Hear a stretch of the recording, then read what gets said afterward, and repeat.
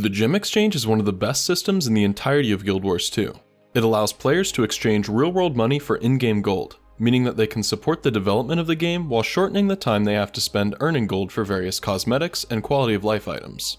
On the flip side, it allows players to access the cash shop with their in-game gold instead of forcing them to spend real-world money for the cash shop items that they want. While the Gem Exchange is very simple to use, a lot of players don't understand how it really functions.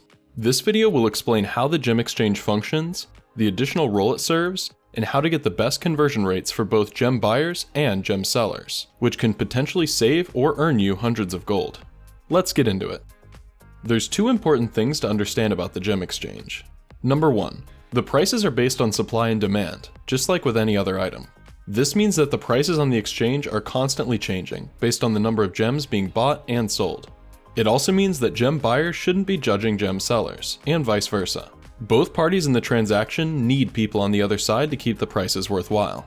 The actual prices given to you on the exchange page can update every few seconds or so, as long as there's been an exchange made in that time. Your price remains the same for a brief period while you make your transaction. I'll talk about using this brief period to your advantage in the next sections. Number 2, the Gem Exchange has a very large tax on it.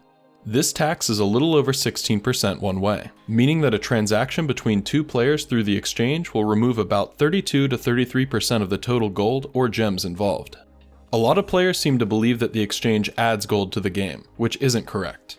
In fact, the Gem Exchange is potentially one of the largest gold sinks in the game.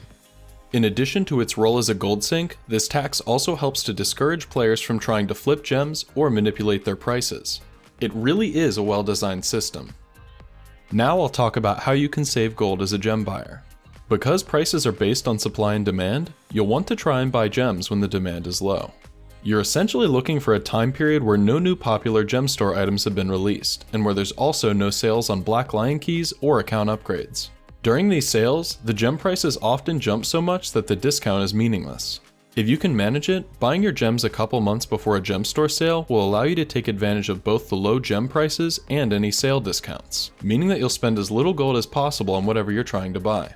It also never hurts to buy gems when they're cheap, even if you don't have a specific use for them in mind yet. When you do decide that it's time for you to buy the gems, open up the exchange window and refresh it a couple times. You'll notice that the prices can vary a bit. The more gems you're buying, the more you can save by waiting for a better price to pop up when you refresh the page. If you are buying a lot of gems, you'll want to use the custom exchange option to buy a large quantity all at once. This is because it will force a refresh after you complete your transaction, and the price that you initially locked in will be gone.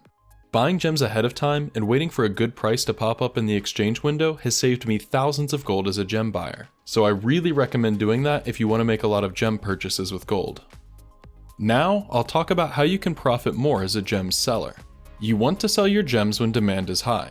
Gem prices are at their highest when popular new cosmetic items become available, as well as during sales on Black Lion keys and account upgrades. Gem sellers can also refresh the exchange window and wait for a better price, just like gem buyers can. If you have a lot of gems to sell, you'll want to use the custom exchange option to sell a large quantity all at once. This is because the page will force a refresh after you complete your transaction, and the price you locked in initially will be gone. Timing the sale of your gems wisely can often net you 20% or so more gold than just selling them randomly, so you can definitely get a bit more value for yourself while supporting the game. So that just about wraps up this guide on making the most out of the Gem Exchange system. It's a short one, but definitely a topic that I don't see others covering, and one that can save you a lot of time or money, depending on which side of the exchange you're using. That said, I hope it was interesting and helpful.